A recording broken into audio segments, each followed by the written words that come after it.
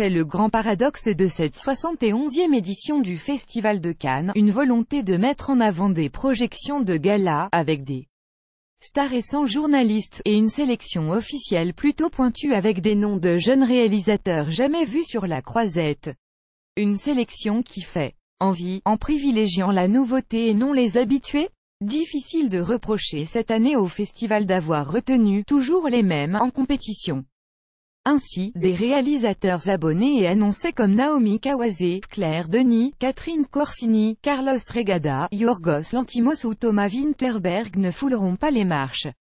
Lire aussi plus grand que comment le Festival de Cannes essaie d'oublier l'affaire Weinstein. La compétition accueille donc beaucoup de nouveaux venus. Les Français Eva son dont on découvrira Les Filles du Soleil et Yann Gonzalez présent avec un couteau dans le cœur, dans lequel Vanessa Paradis incarne une ex-productrice de films porno qui veut se reconvertir. Le japonais Ryusuke Hamaguchi viendra présenter Asako, l'Égyptien Abe Shoki, Yomedine, le Polonais Pavel Pawlikowski, Cold War, et l'Américain David Robert Mitchell, Under the Silver Lake. Christophe Honoré toujours, Spike Lee de retour. On compte malgré tout quelques fidèles dans la compétition officielle, les Français Christophe Honoré et Stéphane Brisé pour, respectivement, Plaire aimer et courir vite, et En guerre avec Vincent Lindon, qui raconte la lutte d'ouvriers contre la fermeture de leur usine. Le Turc Nuri Bilge Ceylan présent avec Ala Agassi, l'Italien Matteo Garonne et son Dogman, le Chinois Jia Zhangke et ses éternels, le Japonais Hirosaku qui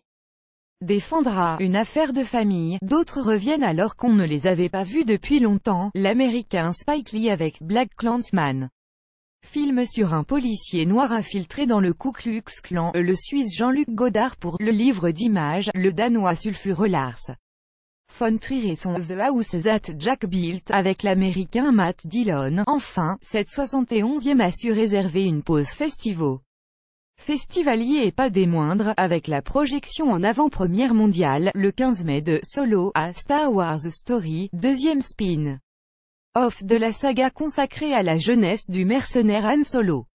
On annonce d'ailleurs la présence de Stormtroopers et autres robots sur la croisette.